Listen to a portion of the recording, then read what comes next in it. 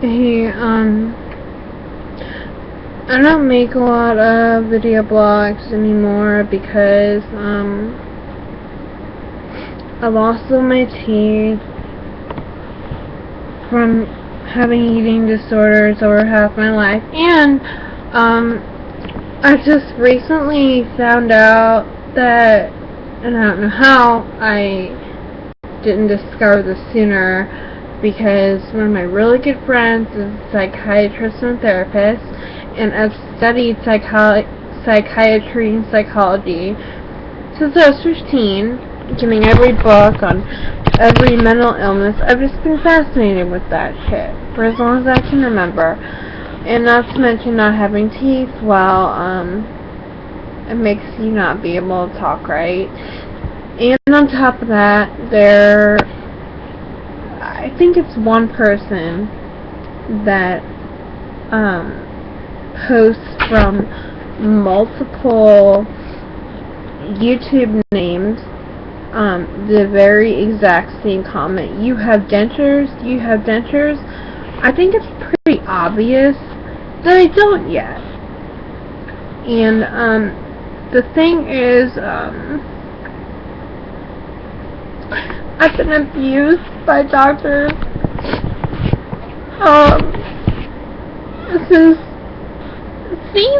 since I had my first child, Tristan.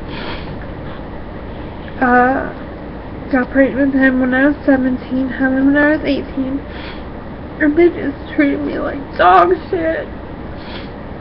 And after that, I started taking pills, you know.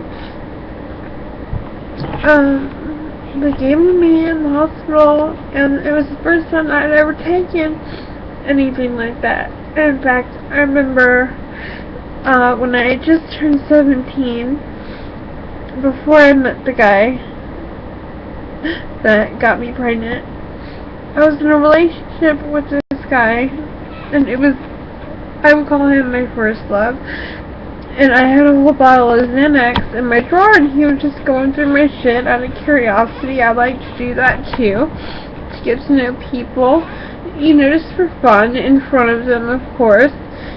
And I had a bottle of 30 Xanax. He's like, oh my god, you have Xanax? And then there was another time when, we reconnected when I was 19, and I had codeine, and that I had gotten for something. And, Welcome. It was just a really bad time in my life.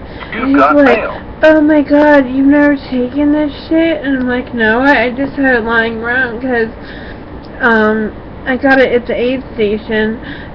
The doctor, at the urgent care center actually gave it to me for a sore throat.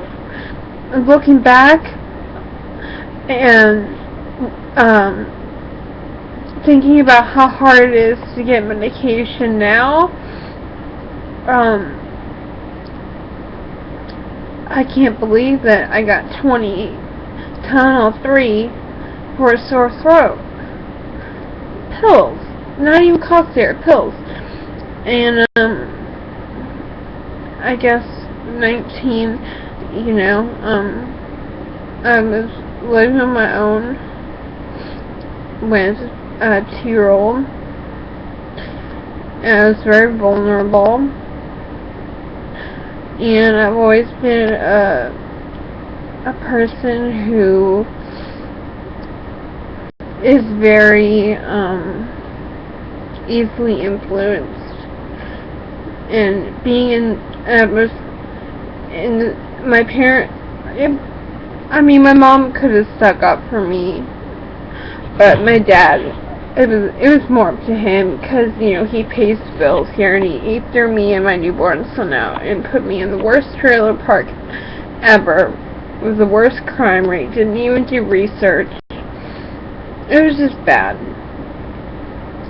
But, I'm gonna start expressing myself more, because I have stories to tell that I think could help people. I have a lot of stories, and, because of my fibromyalgia, my brittle bone disease, my floating kneecap syndrome,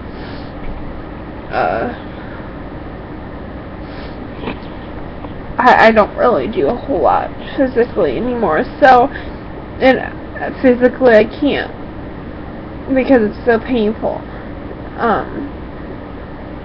so it's hard for me, because I still feel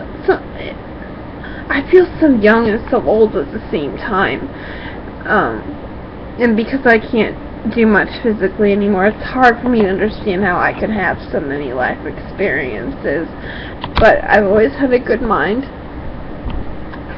Surprisingly enough, I have not destroyed it. I don't plan to, and I want to put it to good use, so, I did not end up talking about what I originally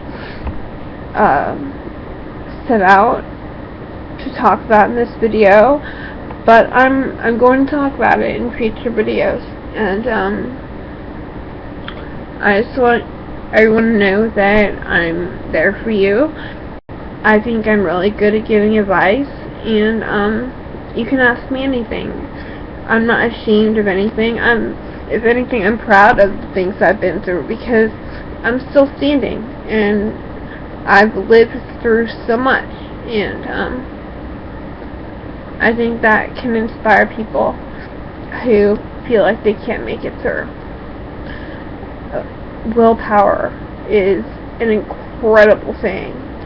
You just have to force yourself to do things, and it's so hard. I'll get more into that subject in other videos, as well as what I set out to post this one about, but I just wanted you guys to know that I'm here. I'm still standing, and I'm not going anywhere. Peace and not.